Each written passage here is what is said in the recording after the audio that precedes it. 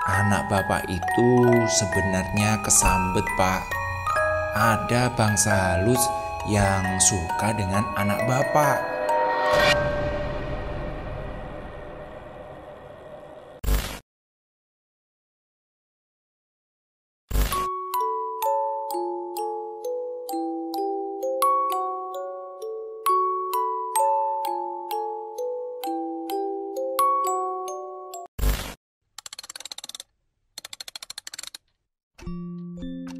Tersesat di Pulau Sempu. Cerita ini ditulis oleh Restu Wiratmaja. Maaf buat teman-teman, thread yang kemarin memang sengaja saya hapus karena permintaan dari penulis bahwa nama-namanya harus disamarkan. Maka saat ini saya bacakan ceritanya part 1 dan part 2. Kejadian ini bermula saat awal tahun 2020. Saat itu, keluarga Pak Joko dan keluarganya berencana menghabiskan liburan Natal dan Tahun Baru di Pantai Sendang Biru, Malang Selatan. Setelah persiapan dimulai, perjalanan dari stasiun Gambir, Jakarta menuju stasiun Kota Baru, Malang ditempuh kurang lebih 15 jam. Setelah itu, satu keluarga tersebut menginap di salah satu hotel di Malang. Karena mereka kelelahan juga, waktunya juga kurang memungkinkan untuk melanjutkan perjalanan. Total keluarga yang ikut itu 5 orang.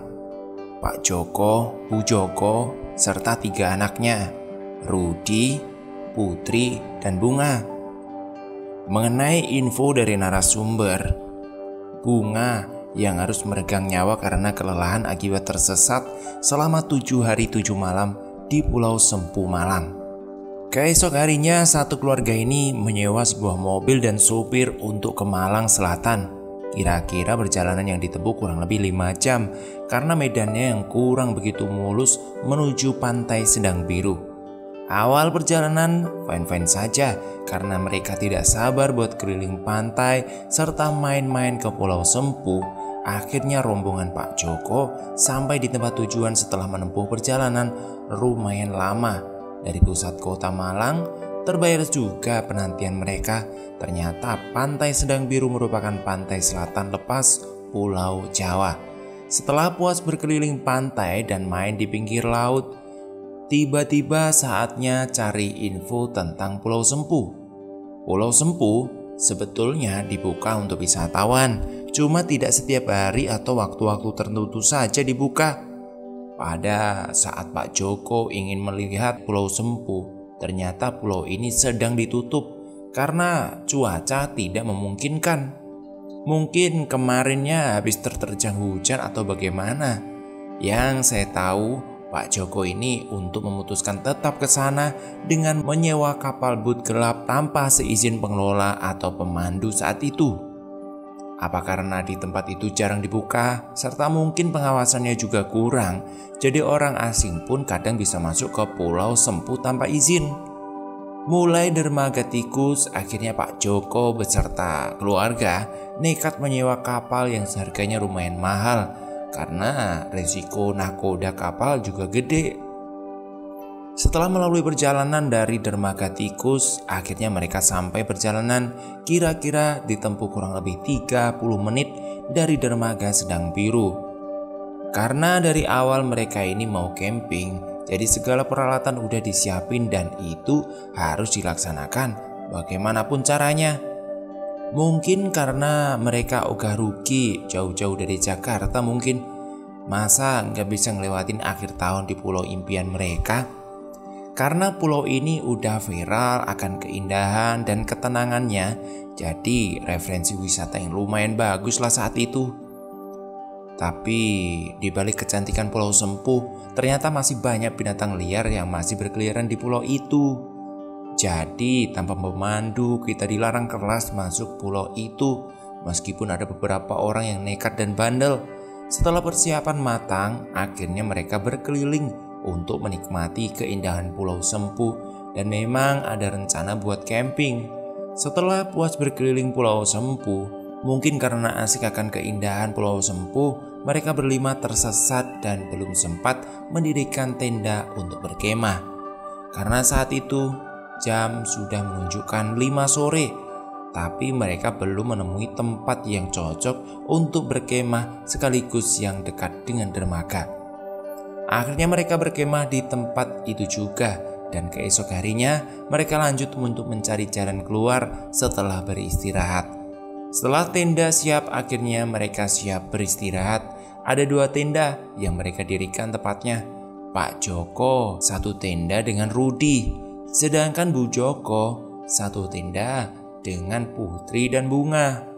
Malam pertama mereka merasakan keangkeran di Pulau Sempu itu. Pada malam itu, suasana ramai sekali seakan-akan ada pemukiman. Dan padahal sudah tengah malam. Yang pertama mengetahui itu adalah si Bunga, si bungsu. Bunga terbangun dan akhirnya membangunkan kakaknya, Putri. Awalnya Putri tidak mendengarkan apa-apa.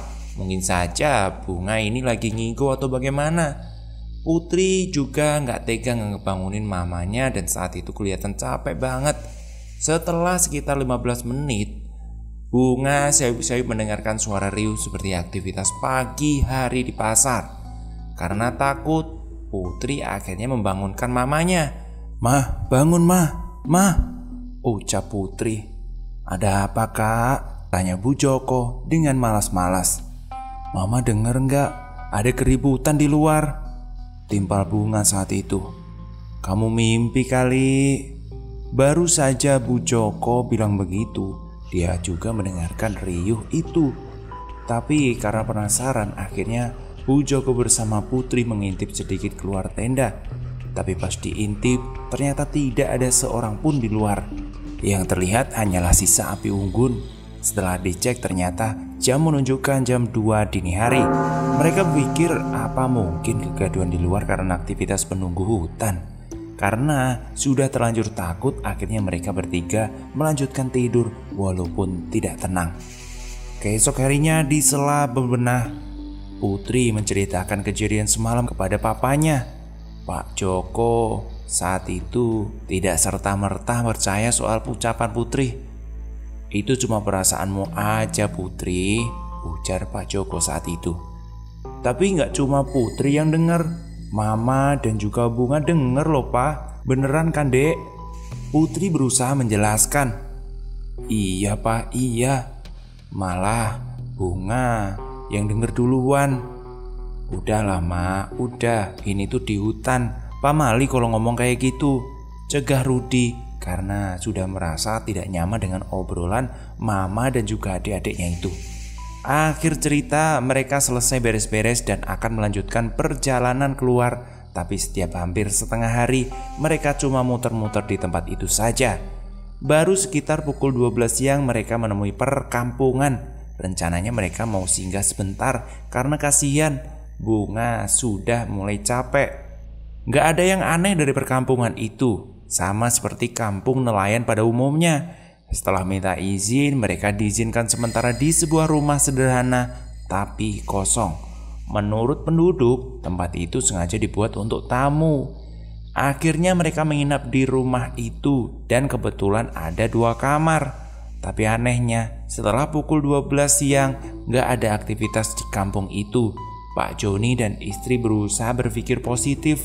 Karena kelelahan, mereka berlima akhirnya tertidur pulas dan bangun-bangun sudah jam 6 sore atau maghrib.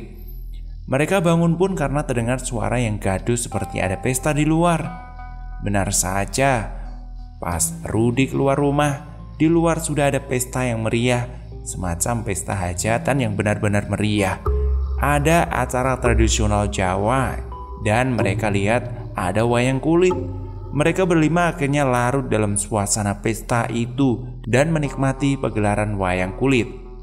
Meskipun mereka tidak mengerti dengan bahasa yang digunakan, sampai pada pukul 10 malam, Bunga mulai merengek karena ngantuk.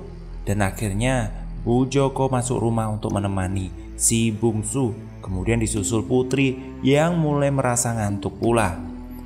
Pas pada pukul jam 1 dini hari, akhirnya Pak Joko dan Rudi masuk ke rumah karena ngantuk. Tapi ada sesuatu yang mengganjal pikiran Rudy. Bagaimana bisa panggung sebesar itu bisa diselesaikan dengan waktu yang singkat? Dan akhirnya mulai bertanya kepada Pak Joko. Pak, Papa, ada yang aneh gak sih dengan pertunjukan malam ini? Tanya Rudy. Aneh gimana sih, Rud? Masa iya sih Pak, panggung sebesar itu bisa mereka selesaiin dalam waktu singkat? Tanya Rudy lagi. Ya mungkin saja mereka bekerja sama, jadi cepat selesai pekerjaannya, timpal Pak Joko saat itu. Gak mungkin Pak, gak mungkin. Papa lihat kan tadi siang gak ada apa-apa. Tanda-tanda mereka repot juga gak ada. Gak dengar kegaduhan pula juga kita. Rudy gak mau kalah argumen. Udahlah udah, tidur sana. Besok pagi kita harus segera pamit. Rudy cuma bisa nurut apa kata papanya daripada debat di tengah situasi seperti ini. Samuel mencoba berpikir positif, mungkin saja panggung itu dikerjakan di kampung lain. Di luar suasana masih ramai dan riuh oleh warga yang antusias menikmati pagelaran wayang kulit. Keesok paginya pas mereka berbenah tiba-tiba Bunga demam tinggi. Bu Joko untung sudah sedia obat, tapi tidak mungkin juga mereka pulang saat itu. Apalagi tengah kondisi Bunga yang sakit. Akhirnya Pak Joko berinisiatif untuk keluar rumah, berniat minta izin menginap sampai pulih. Pas keluar rumah, ada keanehan pada kampung itu, di mana pagi hari sekitar pukul 7 tidak ada aktivitas apa-apa. Pak Joko kembali masuk rumah. Pak, gimana? Papa sudah minta izin sama yang punya rumah apa belum? Tanya Bu Joko. Pak Joko hanya menggelengkan kepala. Pak, kenapa? Ada apa? Tanya Putri. Lihat sendiri saja di luar, ucap Pak Joko singkat. Tanpa berpikir panjang, Putri langsung menengok keluar rumah, sedangkan Bu Joko masih mengompres Bunga dan setia menunggu di sampingnya. Begitu Putri keluar rumah, dia merasa kaget dan heran. Kak Rudy, Kak, sini deh, teriak Putri. Ada apa sih Put? Tanya Rudy yang buru-buru menyusul Putri. Lihat deh Kak, lihat. Masa iya sih jam segini gak ada aktivitas sama sekali di luar? Tanya Putri heran. Mungkin saja mereka masih mengantuk karena bergadang semalaman, kata Rudy mencoba berpikir positif. Masa iya sih mereka lihat semua Kak? Setidaknya adalah segitu pagi hari untuk melakukan aktivitas. Masa semua menyaksikan hiburan semalam? Putri gak mau kalah. Iya juga sih, harusnya kan ada 1 atau 2 orang yang setidaknya sekedar lewat gitu. Rudy mencoba berpikir, dan akhirnya keluarga Pak Joko memutuskan menginap kembali di pulau itu. Keanehan mulai terjadi lagi. Bagaimana mungkin aktivitas sekampung dimulai pada waktu sesudah senja hingga menjelang pagi. Dan akhirnya malam pun tiba. Aktivitas kampung kembali seperti biasa. Pak Joni berinisiatif mencari pemilik rumah tempat ia dan juga keluarga menginap. Tentu untuk minta izin menginap lagi sampai putrinya sembuh. Akhirnya bertemu juga dengan pemilik, sebut saja Pak Rohman. Permisi Pak Rohman, sapa Pak Joko saat itu. Nggih Pak, nggih, enten nopo nggih? Ada apa ya Pak Joko? Gini loh Pak, anak saya yang bungsu demam. Saya minta waktu lagi untuk menginap sampai anak saya sembuh, kata Pak Joko meminta izin. Nggih Pak, nggih mboten nopo-nopo. Ndak apa-apa Pak. Memang mulai kapan anak Bapak sakit? Tanya Pak Rohman. Mulai tadi pagi loh Pak, jawab Pak Joko. Sudah dikasih obat apa belum Pak? Tanya Pak Rohman lagi. Sudah Pak, tapi demamnya masih tinggi. Oh iya ya Pak, di sini tuh ada klinik atau puskesmas gitu nggak ya Pak? Tanya Pak Joko. Ada sih, tapi di seberang sana Pak. Di sini kalau sakit mengandalkan tabib Pak. Kira-kira jauh nggak Pak ya dari sini? Tanya Pak Joko. Ya lumayan Pak, dari desa sebelah, jawab Pak Rahman. Jauh ya Pak. Kira-kira bisa nggak ya Pak beliau dipanggil ke sini begitu? Kasihan kalau anak saya dibotong ke sana. Aduh Pak, kalau mendadak saya nggak tahu ya. Bagaimana kalau nanti habis ini saya ke rumahnya beliau, nanti saya antar ke rumah Bapak, nanti saya antar ke penginapan Bapak. Jelas Pak Rahman menawarkan bantuan. Ya nggak apa-apa Pak, saya minta maaf loh Pak sudah ngerepotin Bapak. Nggak apa-apa Pak, nggak apa-apa. Yang penting Cah Ayu bisa sembuh, jawab Pak Rahman. Keesok paginya, berarti sudah hari ketiga, mereka menginap di kampung misterius itu. Sebetulnya mereka merasa cukup aneh dengan kampung itu, terutama Bu Joko dan kedua anaknya. Tapi Pak Joko tidak berpikir demikian. Bagi Pak Joko, kampung itu wajar-wajar saja seperti kampung lainnya. Yang bikin aneh ketika pagi hari mereka pada kemana. Aktivitas mereka berjalan selepas maghrib sampai dini hari. Bahkan warung-warung kecil pun demikian. Pak Joko dan sekeluarga selalu dikirim sarapan oleh pembantu Pak Rahman. Sebut saja namanya Bi Sainah. Tapi ketika Bu Joko tanya kemana pergi orang-orang di waktu pagi, kok pada sepi sekali. Tapi Bi Sainah hanya bisa menjawab singkat, udah pada kerja Bu. Jawaban itu lalu pergi dengan wajah dinginnya. Pak Joko juga lupa tanya sama Pak Rahman kapan orang pintar itu datang, mengingat bunga demamnya belum turun-turun juga. Tapi begitu Pak Joko keluar rumah, kampung sekitar sepi seperti kemarin-kemarin. Aneh, masa setiap hari mereka bekerja semua pada jam-jam segini? Seperti di kota besar saja mikirnya. Tapi perasaan itu ditepis, mungkin saja mereka bekerja sebagai nelayan yang mengharuskan mereka pergi melaut di pagi buta. Dengan sabar Pak Joko, istri dan kedua anaknya merawat bunga. Akhirnya sore pun datang. Pak Joko sudah tidak sabar menunggu orang yang dimaksud Pak Rahman. Setelah maghrib, akhirnya Pak Rahman datang dengan seorang pria seporubaya, berpakaian seperti orang Jawa. Pak Rahman menyebutnya dengan Ki Mus. Ki, saya ajak Aki ke sini karena bapak ini membutuhkan bantuan. Sudah 3 hari ini anak bapak ini demam, kata Pak Rahman mulai pembicaraan. Iya, aku sudah tahu, jawab Ki Mus singkat. Boleh saya lihat anaknya? Tanya Ki Mus saat itu. Boleh Ki, boleh, jawab Pak Joko. Setelah dipersilahkan masuk, Ki Mus tersebut segera menghampiri bunga yang tergolek lemas. Setelah dipegang jidat bunga, Ki Mus mulai memejamkan mata sambil merapalkan mantra. Setelah merapalkan mantra, Ki Mus berkata, kalian kesini apa sudah minta izin? Tanya Ki Mus tiba-tiba.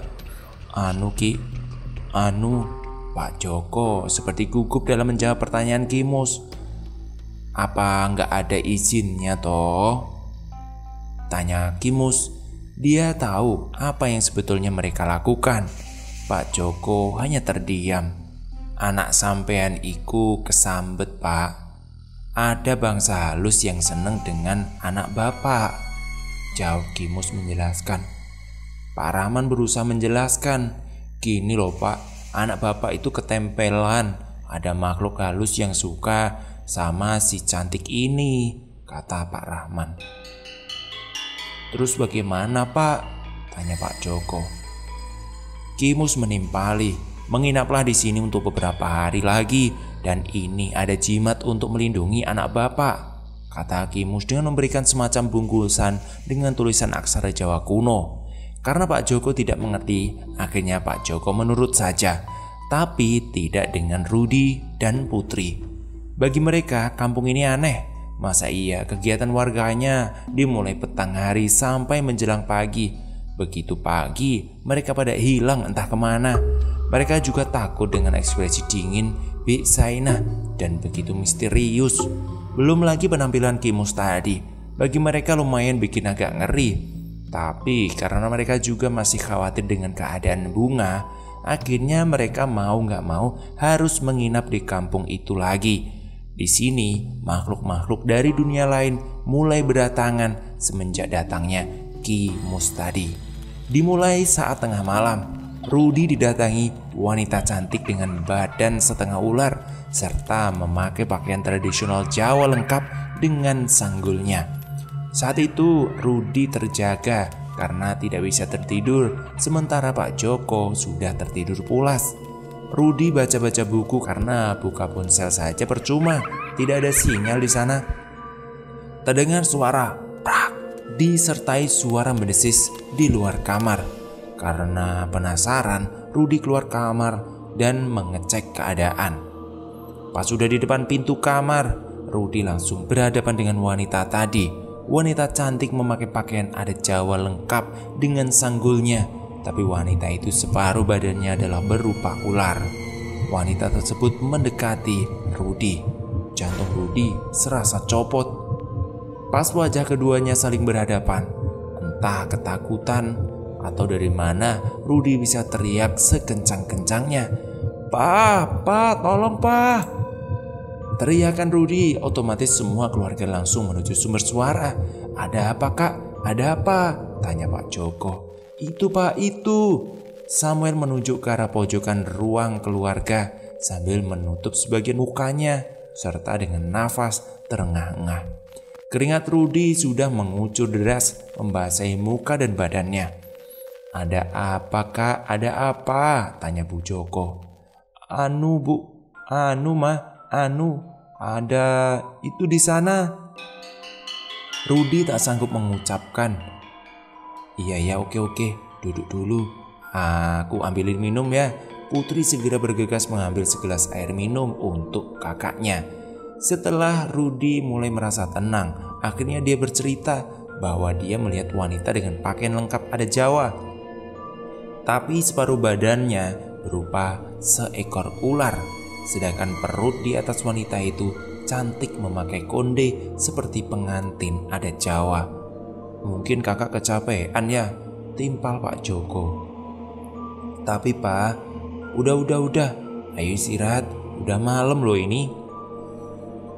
Pak Joko berusaha menghentikan ketegangan. Akhirnya mereka berempat masuk ke kamar masing-masing. Baru saja Pak Joko terlelap, tiba-tiba Pak Joko mengalami mimpi buruk. Dalam mimpinya, Pak Joko melihat bunga diseret-seret segerombolan makhluk yang badannya berkepala seperti kerbau, tapi berbadan manusia, berkaki kambing. Soalnya beliau juga kurang paham. Jangan bawa anakku, jangan." Pak Joko terus berteriak, "Pa, bangun pak, bangun." Rudy yang terbangun lebih dahulu berusaha membangunkan papanya. Setelah Pak Joko bangun dengan nafas tersengal, beliau menceritakan mimpi barusan. "Papa barusan bermimpi kalau bunga dibawa makhluk misterius berkepala kerbau, berbadan manusia serta berkaki kambing. Matanya merah dan menyala, sedangkan badannya kekar," cerita Pak Joko kepada Rudy. "Papa yakin?" tanya Rudy kembali. Iya, Papa yakin kak, karena dalam mimpi Papa seperti benar-benar nyata kejadiannya. Bunga berusaha meronta minta tolong, tapi tenaga makhluk itu begitu kuat. Papa hanya bisa meneriaki bunga tanpa bisa melawan, cerita Pak Joko.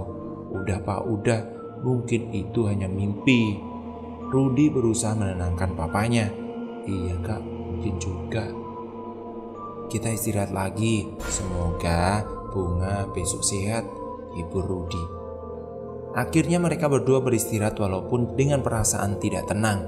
Sementara itu di kamar sebelah ada Putri yang juga masih terjaga bersama mamanya, Bu Joko. Mama, kok perasaan aku gak enak ya sama aktivitas yang di luar sana itu loh," ujar Putri mengawali pembicaraan. "Iya, Mama juga. Bagaimana kalau kita keluar sekarang saja, Ma, buat cari tahu ada kegiatan apa sih sebenarnya di luar itu. Terus siapa yang jagain bunga?" tanya Bu Joko. "Iya juga ya, bagaimana kalau besok kita cari tahu ada apa di luar sana," kata Putri.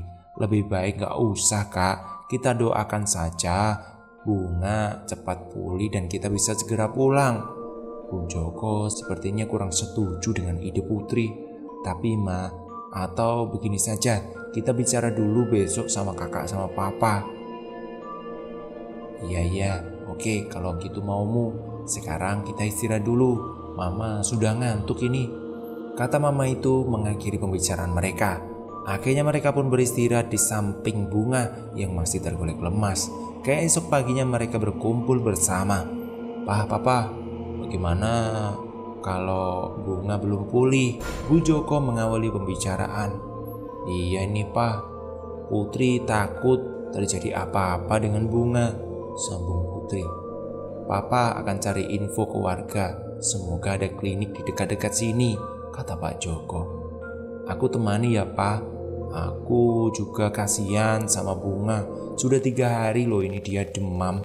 Rudi ikut menimpali. Akhirnya Pak Joko bersama Rudi keluar rumah untuk mencari bantuan warga. Tapi belum sampai keluar rumah, mereka berjumpa dengan pembantu Pak Rahman, Bik Sainah. Ya, Bik Sainah seperti biasa mengirim sarapan buat mereka berlima. Bik, kira-kira yang di dekat sini ada poliklinik atau dokter gitu nggak sih? Tanya Pak Joko. Anu Pak, jauh, jawab Bik Sainah singkat. Kasihan Bik, Bunga sudah 3 hari loh ini demam, kata Putri menimpali.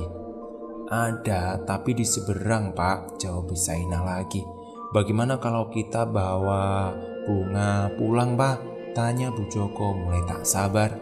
Jangan dulu toh Bu, kasihan Bunga, jawab Bik Sainah. Aku setuju sama Bik Sainah Ma. Putri sependapat dengan Bik Sainah. Sampai kapan kita mau mendiamkan Bunga seperti ini? Mama gak tega lihat kondisinya. Bu Joko mulai tak tega dengan kondisi Bunga. Obat yang Mama bawa itu memang gak manjur? Tanya Rudi. Udah Mama kasih, tapi ya gini-gini saja kondisinya Kak, jawab Bu Joko. Gimana ini Pak? Rencana untuk menyelidiki kegiatan di kampung misterius itu gagal total karena kondisi Bunga yang tak memungkinkan. Akhirnya diputuskan Pak Joko dan Rudi berkeliling untuk mencari bantuan. Syukur-syukur bisa dapat bantuan dari kampung lain. Setelah berkeliling kampung, sepi banget saat itu. Mereka berencana keluar kampung. Siapa tahu ada kampung lain di sekitar sini. Mulai pagi sampai sore hari setelah asar mereka tak menemukan kampung lain di sekitar sini. Mulai pagi sampai sore hari. Aneh, cuma itu yang ada di pikiran mereka. Masa iya hanya ada satu kampung? Setelah pukul 5 sore lebih mereka mencari kampung lain serta jalan keluar, tapi mereka berdua tak berhasil. Cuma muter-muter saja di situ.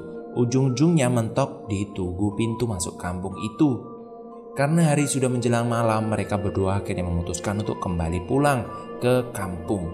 Untungnya mereka masih muter-muter di sekitar tugu, jadi mereka dengan mudah menemukan jalan kembali ke kampung itu. Sesampai di rumah, Bu Joko sudah tak sabar untuk memperoleh info dari suami dan anaknya. Bagaimana Pak? Ada apa kampung ini? Ada kampung lain gak di sini? Tanya Bu Joko. Sepertinya ini kampung satu-satunya Mah, jawab Rudi sambil duduk melepas penat. Jadi gak ada lagi kampung selain di sini gitu? Tanya Putri. Kita berdua sudah berusaha mencari bantuan dari kampung-kampung dekat sini, sekaligus mencari jalan untuk ke dermaga agar kita bisa pulang segera dari sini. Tapi ujung-ujungnya kita kembali ke tugu masuk kampung ini, jawab Pak Joko menjelaskan. Terus bagaimana Pak? Tanya Bu Joko mulai gelisah. Begini saja, sebentar lagi aku akan bertemu dengan Pak Rahman untuk mencari info terkait ini. Setelah mereka berdua membersihkan badan, akhirnya Pak Joko keluar menuju rumah Pak Rahman.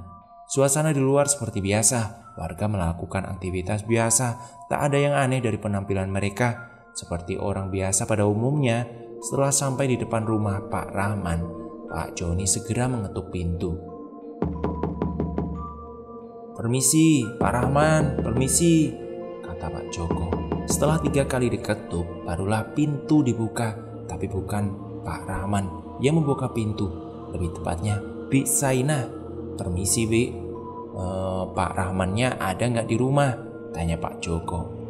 Maaf, Pak Rahmannya sedang keluar rumah, jawab Bik Sainah. Kira-kira kapan ya pulang ya Bik? Tanya Pak Joko. Kurang tahu Pak. Apa masih lama ya Bik? Tanya Pak Joko. Kurang tahu sih Pak. Ya sudah kalau gitu Bi, nanti kalau Pak Rahman pulang, tolong Bibi bilang kalau saya datang ke sini ya, ucap Pak Joko. Nggih Pak, nggih, iya. Pada saat Pak Joko dalam perjalanan menuju penginapan, Pak Joko melihat ada satu keanehan pada warga sekitar. Wajah mereka kelihatan pucat, tapi seperti pas berangkat tadi. Tapi Pak Joko tetap berpikir positif. Mungkin saja beliau kecapean karena seharian tadi mencari jalan. Sesampainya di penginapan, Pak Joko langsung ditodong pertanyaan oleh Bu Joko. "Bagaimana Pak? Bagaimana? Udah ketemu sama Pak Rahman apa belum?" tanya Bu Joko. "Belum mah, Pak Rahmannya sedang keluar. Tadi ia menemui cuma Bi Saina. Tapi Papa udah nitip pesan sama Bi Saina kalau aku datang ke sini. Nanti tolong disampaikan ke Pak Rahman." "Terus bagaimana ini Pak?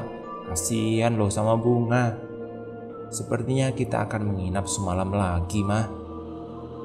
"Bagaimana dengan Bunga Pak? Apa Papa nggak kasihan sama Bunga?" "Ya tapi mau gimana lagi mah? Nggak mungkin kita pulang malam-malam seperti ini. Lagi pula Papa sama Rudi belum menemui jalan untuk ke dermaga. Kita udah berapa hari di sini Pak? Udah hampir 5 hari loh."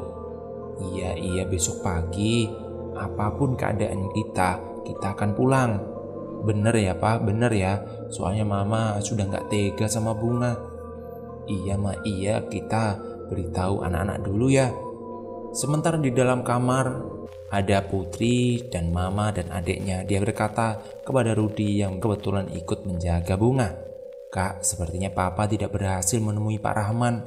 Dan sepertinya kita akan menginap lagi malam ini," kata Putri. "Terus rencananya gimana?" kata Rudi. "Bagaimana kalau kita cek keadaan luar setengah malam nanti? Soalnya aku penasaran Kak sama keriuhan mereka di tengah malam." Putri membuat rencana.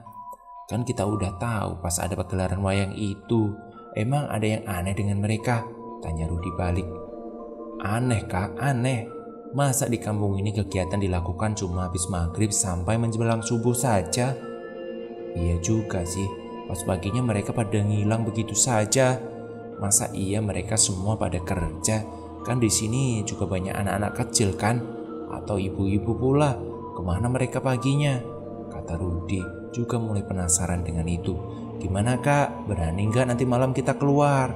tanya Putri minta pendapat kepada kakaknya. Iya, ya udah kita nanti keluar ya. Abang juga penasaran." Akhirnya Rudi mau diajak keluar oleh Putri nanti malam. Setelah menyusun rencana, tiba-tiba Pak Joko dan Bu Joko masuk ke kamar yang ditempati mereka bertiga. Pak Joko berencana kepulangan mereka esok hari. Apapun yang terjadi mereka akan tetap pulang. Putri, Rudi, dan Bu Joko setuju mengingat Bunga yang masih sakit. Tapi sebelum pulang, Putri dan Rudi berencana untuk melihat aktivitas kampung di malam hari. Akhirnya waktu yang ditentukan datang juga. Putri sengaja tak tidur agar tidak kelupaan atau ketiduran. Sementara Rudi tertidur mungkin karena lelah seharian mencari jalan dan meminta Putri untuk membangunkannya. Setelah pukul 12, Putri membangunkan Rudi. Kak, bangun. Kita jadi kan?" kata Putri sambil menggoyang tubuh Rudi. "Emang ini jam berapa dek?" "Sudah jam 12 Kak." Iya, jawab Rudi masih dengan malas. Akhirnya Rudi bangun juga, tapi dia kembali bertanya, "Terus Bunga gimana? Kan ada Mama sama Papa Kak." Akhirnya mereka berjalan perlahan untuk keluar rumah untuk mencari tahu apa yang sebenarnya terjadi di luar penginapan mereka. Setelah membuka pintu perlahan, alangkah terkejutnya mereka berdua dengan apa yang mereka saksikan di depan mata mereka. Mereka melihat bukan penduduk yang seperti biasa mereka temui tempo hari, melainkan berbagai macam makhluk halus dengan berbagai rupa dan ukuran. Mereka berdua hanya bisa diam tanpa bisa berbuat apapun. Mereka seolah tak percaya dengan apa yang mereka lihat di depannya itu. Dalam hati Rudi bertanya, jadi selama ini mereka berada di tengah-tengah kampung lelembut. Sedangkan Putri bertanya dalam hati, siapakah Pak Rahman, Bi Saina, sama Ki Imus itu? Siapa mereka sebenarnya? Tak terasa sekitar setengah jam mereka berdiri mematung di tengah pintu. Sampai pada akhirnya Pak Joko menyusul mereka. Hehe, kalian kenapa? Tanya Pak Joko dari belakang. Mereka berdua tak menjawab dan hanya bisa saling berpandangan. "Pak, cuma itu yang bisa dikatakan Rudi. Ada apa sih? Ada apa?" Pak Joko semakin penasaran. "Coba lihat di depan, Pak," jawab Putri. Pak Joko segera mendongakkan kepalanya dan Pak Joko pun melihat apa yang mereka lihat. Tanpa sadar Pak Joko berkata, "Astaga, ya Tuhan, siapa mereka?" Entah ketakutan dari mana Pak Joko segera mengajak masuk kedua anaknya. Ayo masuk, ayo masuk." Udah dulu ya ceritanya, besok kita lanjutin. Terima kasih buat yang udah nonton. Jangan lupa subscribe, komen sebagai dukungan kalian ke kami agar setiap hari kita bisa rutin upload. Terima kasih, sampai jumpa.